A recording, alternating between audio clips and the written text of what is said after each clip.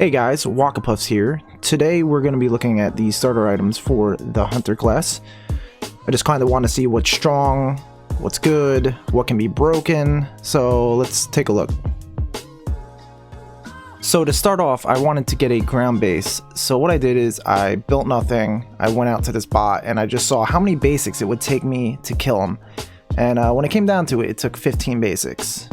So now the ground base is 15 basics, kill at level 1. Now these starter items range from 700 to 750 gold. So I wanted to compare them to something, so what I did is I bought tier 2 boots, which is 900 gold, a little bit more expensive, but I just needed to compare it to something. And when I tested tier 2 boots out, it took 12 basics. So by just having tier 2 boots, you only have to do 12 basics as opposed to 15. So what I did is I tested each starter item to figure out what the major difference was here. As you can see, the basic attacks differ slightly from each item. They also have different benefits. The leather cowl takes 11 basics. This item is good for rotations and team fights, as you'll get increased movement speed when you're by yourself and increased attack speed when you're with an ally. Death's Toll is a little bit weaker, it takes 12 basics, but it's good for sustaining. You're going to be getting health and mana back constantly. The Gilded Arrow is good for farming and good for mana regen, which honestly isn't that great because you're not going to be getting lifesteal that as great as Death's Toll. It does take 11 basics, so it's a little bit stronger. Then there's Manikin Scepter, which takes 8 basics, which is pretty crazy compared to the other items. It's actually as strong as Warrior's Tabi. You could build full boots, or you could build this item, and it has the same effect for half the price. It also comes with the benefit of reducing the enemy's attack speed, so it's harder for them to hit you. And then it's great for clearing jungle camps, because it does 2.5 extra damage. It's just overall a crazy good item right now. Now that I looked at the starter items at level 1 and their early game potential, I wanted to look at their evolutions and how strong they can be and how can they be utilized. So let's take a look. The first item I looked at was Manikin Mace, which has a similar effect as Manikin Scepter, except it's a little stronger. It does a bit more damage, and it also does quadruple damage on jungle camps. As you can see, these yellow numbers are actually pretty nasty, and if the enemy runs away, they're going to be getting hurt for a good chunk afterwards. Then we got Manikin Hidden Blade, which for hunters it's not so good. It does give you a nice chunk of damage, but it might be better geared towards assassins who go in, kill a guy, get a nice burst of damage, and then get out. And then there's Ornate Arrow, which has some pretty decent stats. It gives you extra crit chance and extra attack speed based off of how much gold you're holding onto. It also gives you a 20% increase on all gold earned, so you'll be making a chunk of gold for a while with this item. This can help you build your final item, get the movement speed pot, and just build those late game items that seem impossible to get a lot of the time. Now I didn't look at Diamond Arrow too much in game, I kind of just looked at it and understood what it was for. You get more farm, killing minions, killing gods, and then by killing the minions you get a crazy amount of attack speed, which stacks up to 3 times.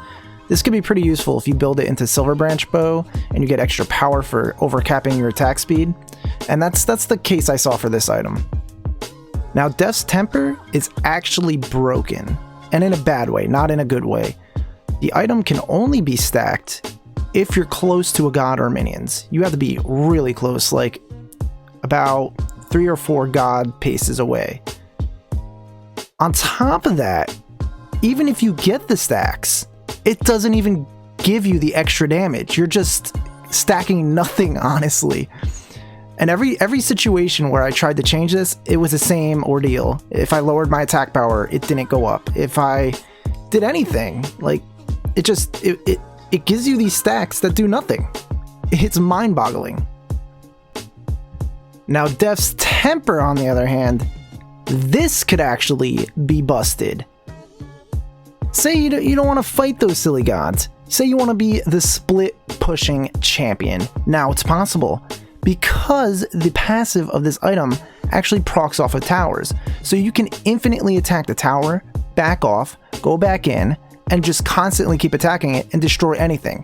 Towers, no problem. Phoenixes, no problem. Gold Fury, easy. Fire Giant, why not? Enhanced Fire Giant, man, no problem. Now with Fire Giant, I did build extra lifesteal, but honestly, if you're building one extra lifesteal item, you're probably good to go. This item is Busto. So if you're looking towards the objectives, you gotta build this thing, man. It's nuts. Now I didn't really look at Hunter's Cowl and Leader's Cowl in game because I wasn't versing a team, I was just practicing in jungle practice. But what I could tell is Hunter's Cowl could be good for a multiple hunter kind of meta, where you have multiple hunters in the game and then one of them builds this, because then you'll split extra attack speed to all the hunters.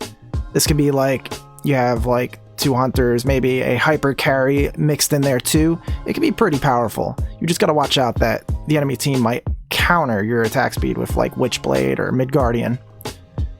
Leader's Cowl is pretty interesting. I don't find it very beneficial, honestly.